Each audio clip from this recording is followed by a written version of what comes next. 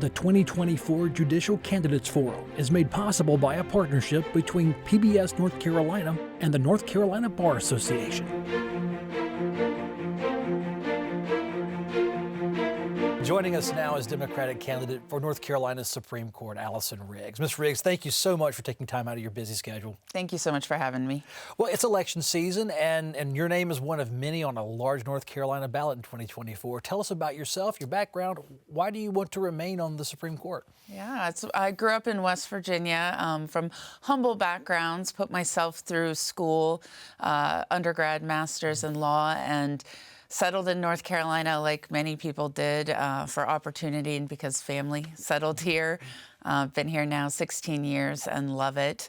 I spent my career as a civil rights attorney with a heavy focus on appellate law. So I have argued in front of all of North Carolina's appellate courts many times, the Fourth and Fifth Circuit Courts of Appeal, the federal appeals courts, and twice in the United States Supreme Court. So I have built my career on defending the Constitution and know from experience that the character, integrity, and intellectual curiosity of the people wearing those black robes matters an awful lot, particularly when you're at the court of highest review.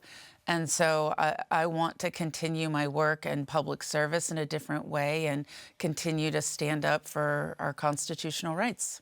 How big is the difference between sitting on the bench and looking down and having them approach versus you being the attorney who approaches the bench? Yeah, it's a different mindset, but I think the fact that I was so recently in the shoes of the attorneys appearing before us was really helpful.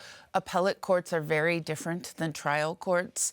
I have a lot of respect for the attorneys who are working so hard to present cases on appeal. You're not relitigating the facts. You are arguing the law. It's almost the purest legal exercise. And I've been in front of judges who I thought were dismissive of the cases that we were bringing, and judges who haven't, who weren't. And so I want to be a judge that every person who walks in front of my bench knows that I'm going to give them a fair shake. The attorneys know how deeply I respect them. And ultimately, I think my track record over the last 2 years has proven that I'm doing what I intended to do. Lay people expect a Supreme Court justice to write opinions, dissents, majority opinions. But what other job duties with being an associate justice on North Carolina Supreme Court to you are very important once we look under the hood of this job to see what it's really all about? Mentorship is incredibly important. We have a lot of interns and externs and clerks, first job out of law school, who come through our chambers, and we provide the on-the-job education that's going to set up a lot of lawyers for success and create opportunities. We have a lot of law schools in North Carolina, and I'm really proud. A lot of people invested in me early in my career. It wasn't an accident that I argued my first United States Supreme Court case 8 years out of law school. It's because I was blessed to have mentorship and people pouring into me, and I take very seriously that I now have a position of power where I can turn around and hold out my hand to the young lawyers coming up behind me and create opportunities and chances for learning for them. Let's talk about dissent. What factors do you consider in deciding whether you will dissent, bearing in mind that unlike the Court of Appeals, a dissent on the Supreme Court has no immediate effect? Yeah.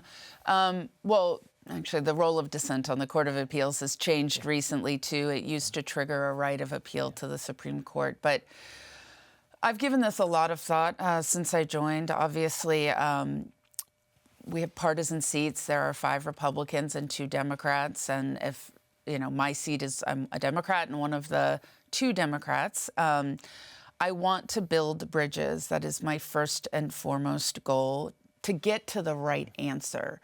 But if I can't help the court get to what I believe the right answer is, I know that dissents are a really important part of shaping how the law develops over time. If you look back in the history of this country, there have been dissents that have shaped where the law went. Important dissents in a case in World War II, Korematsu, where we were sending young Japanese Americans to internment camps on the West Coast. And the U.S. Supreme Court approved of that, and the dissents that said even national security doesn't justify us discriminating on the basis of race have shaped where the law went. That's been true in voting cases, in criminal cases, in LGBTQ issues. So I am speaking for what I believe is right, and also planting a seed that hopefully bears fruit in the future. Have about 45 seconds. I want to ask you, voters are being asked to vote for Supreme Court justices on a partisan basis, Republican, Democrat.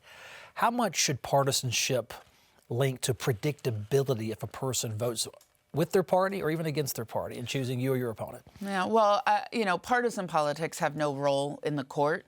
I hope that that through opportunities like this, they can get to know me, my heart, my character, my background and my experience, and choose to vote for me based on that. But the decision to make these elections partisan obviously injects a level of politics that I wish weren't there. But notwithstanding, what I'm going to do is lead with character, intelligence, curiosity, and humility. Democrat Allison Riggs, candidate for Supreme Court, thank you so much for your time. Thank you for having me. The 2024 Judicial Candidates Forum is made possible by a partnership between PBS North Carolina and the North Carolina Bar Association.